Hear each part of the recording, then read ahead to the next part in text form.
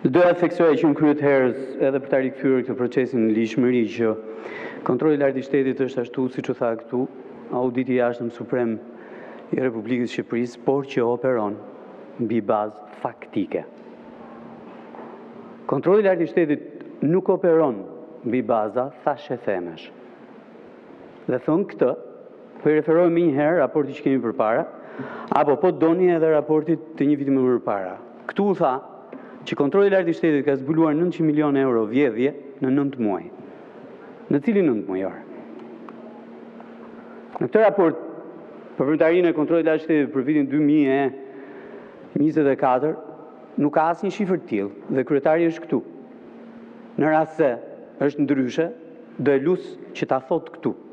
Janë zbuluar 900 milion euro vjedhje në 9 muaj apo jo? Në raportin e një viti më përpara, këtu kemi pas raportin, dhe nuk përmendet një shifër e tillë. Tani kjo historia që vihet këtu, hidhet diçka këtu në mes, e xhirojnë pastaj mediat, portalet dhe tjerë më radhë, dhe ajo shifër mbetet, dhe të tjerë njerëz i referohen në vimësi si e vërteta absolute, e thënë në sallën e parlamentit duhet marrë fund. Sepse me thënë drejtën në 2 vite, edhe në 2024, edhe në 2023, ka mos realizim, jo vetëm planit të investimeve, po ka mos realizim të buxhetit shtetit në tërësi. Dhe të thuash, në një vit, në 9 muaj, 900 milion euro, kur të paktën vetëm mbi investime kapitale, janë përdorur 400 milion, kjo të bën të mendosh për lajthitje ose për gënjeshtar patologjik. Kjo është e parë.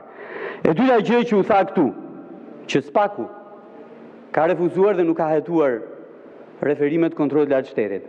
Këtu e kemi kryetarin e kontrollit të lartë të shtetit, kishim në Komision të Ekonomisë. Në cilin rast, referimet e kontrollit të lartë të shtetit nuk janë marrë në evidencë nga SPAK-u? Në asnjë rast, zero. Këtu është kryetari i kontrollit të lartë të shtetit, mund ta pyesni, mund t'i referojeni, po prapë dhe të kthej një përgjigje këtu. Cilën dosje të referuar nga kontrolli i lartë i shtetit ka refuzuar SPAK-u ta hetojë? Përkundrazi, SPAK-u ka avancuar edhe mbi çdo institucion tjetër. Dhe e fundit gjë që dua të them, po patjetër, edhe un kam shumë respekt për gjithë pararencit e zotit Shehu që është këtu në sallë. Duhet ta evidentoj njërin, është Robert Çeku, profesor Robert Çeku, sepse i kanë vlerësuar edhe këtu në sallën e parlamentit edhe kurajon, edhe punën profesionale, bërë kohë pas kohë, veçanërisht për hetimin apo auditimin e kontratës të ndërtimit të rrugës Shen Kalimash. E referuar në prokurori, e hetuar, e pagjykuar, edhe sot e kësaj dite. Po mbi të gjitha, auditimin e segmentit rrugor nga Kalimashi deri në Morin, edhe ajo e audituar, e pahetuar, e pagjykuar. Po edhe 2-3 veprave të tjera shumë të rëndësishme, për shembull këtë mbikalimin këtu, te Casa Italia.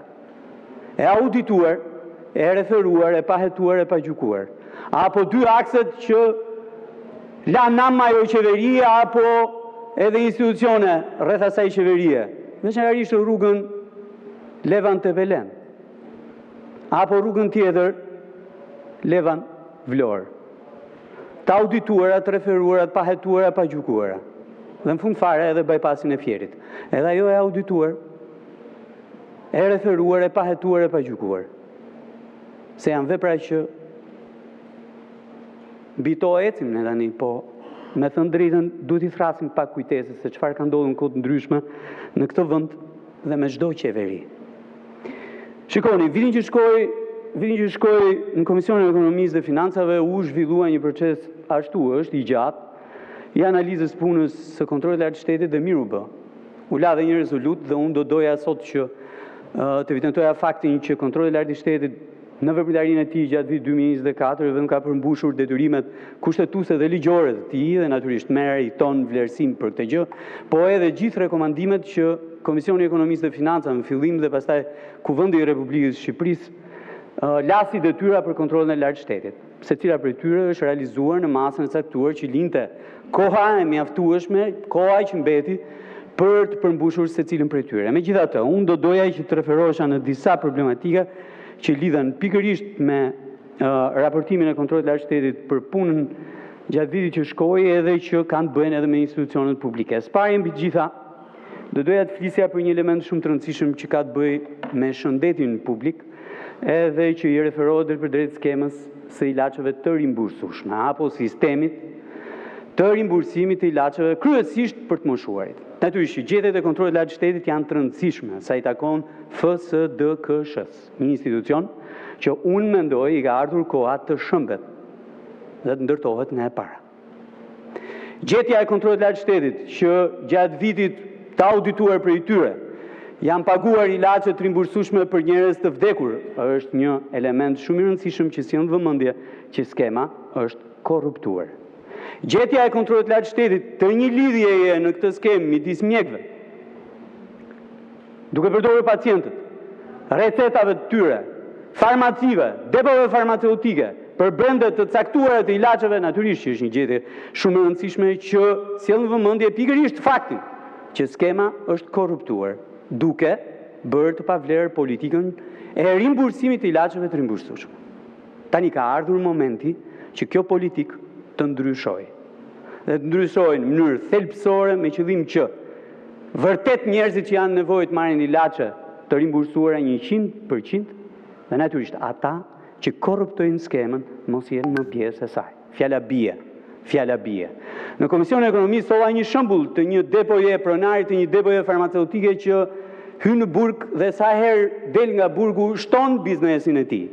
Operon përsëri në të njëjtin sektor, brenda skemës së ilaçeve të rimbursueshme.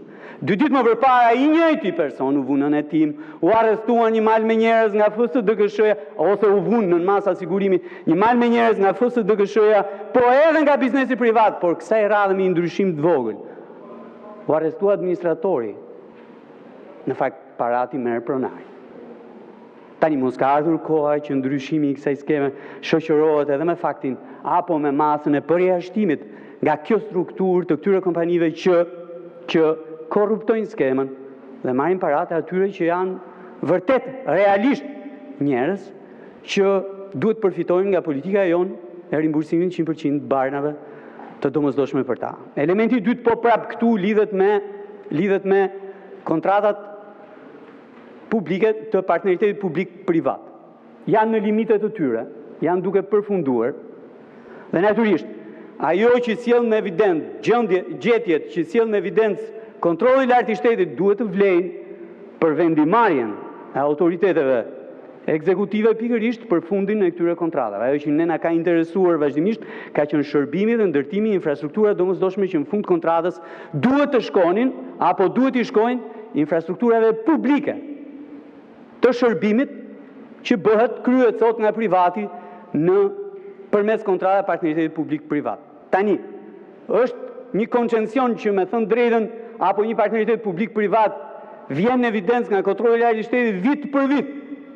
Ai hemodializës që ka brenda saj edhe një trajektore, jo gjaku, po parash, që shkojnë nga një dorë në një dorë tjetër, si transferim aksionesh në fund fare, pagesa gjithmonë për shërbim të papaguar nga ana e buxhetit shtetit. Ajo që kam kërkuar është që kontrolli i lartë i shtetit të auditojë plotësisht kontratat e partneritetit publik-privat në sektorin e shëndetësisë, të cilët janë në limitet e afateve të tyre me qëllim që ndihmojë vendimarrësit për të marrë një vendim të qartë për vijimin ose jo të atyre kontratave dhe për vijimin e shërbimit publik që sot ofrohet nga privati. Në krahun tjetër, shqetësim shumë i madh është ligjshmëria në fushën e të ardhurave.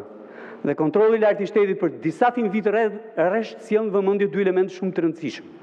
E para mbi të gjitha, klientelizmin që funksionon ende në dogana, veçanërisht në vlerësimin apo në metodat për vlerësimin e transaksioneve.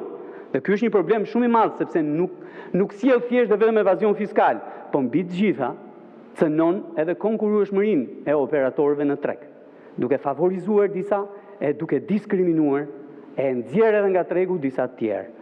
E njëjta gjë vlen edhe për tatimet. Si gjetje e kontrollit të lartë shtetit, por ajo që vjen në evidencë ka të bëjë me borxhin, sepse do të kemi një ligj pas disa ditësh këtu e që do ta diskutojmë. Kontrolli i lartë i shtetit sjell vëmendje faktin që borxhi i akumuluar po rritet shumë më shpejt se sa masa e arkëtimit të këtij borxhi në harkun e një viti. Dhe ky është një shqetësim shumë i madh. Por ama më i madh bëhet shqetësimi kur inspektorët e organeve tatimore dalin jashtë sistemit të elektronik të inspektimit. Fikin kamerat, fikin GPS-in, e kështu me radhë. Dhe kjo evidentohet shumë qartë në raportin e kontrollit lartë shtetit. Ky është një problem shumë i madh. Të përfundoj mendimin.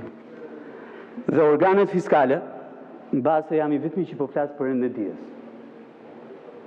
Dhe organet fiskale e kanë këtë qasje dhe e kanë këtë sjellje, që sillen egër, fort, shumë fort me të doptin dhe natyrisht mungojnë në kontrolle në dy drejtoritë më të rëndësishme, thuhet në raportin e kontrollit lartë shtetit. Edhe në drejtorinë e tatim paguesve të mëdhenj, edhe në drejtorinë e Tiranës. Dhe për t'ja u materializuar, nuk kam se si mos ta sillja në vëmendje pikërisht këtë akt konstatimi, apo gjobe. Vendosur në një biznes në Tiranë, në periferitë të saj, edhe doja t'ja u lexoja sepse me thënë drejtëm ka bërë shumë përshtypje. Në momentin e kontrollit thuhet, u vërtetua se nuk lëshon faturë tatimore, autofaturim për mallin njomës, gjiz, më shqip, me çmim 229 lekë për njësi, në sasin 15.82 kg. Dhe gjoba është 820.000 lekë të reja, ose 8.2 milion lekë të vjetra. Për 15 kile njomës apo gjiz. Ndërkohë që kontrolli në dy drejtoritë më të rëndësishme të tatimeve mungon.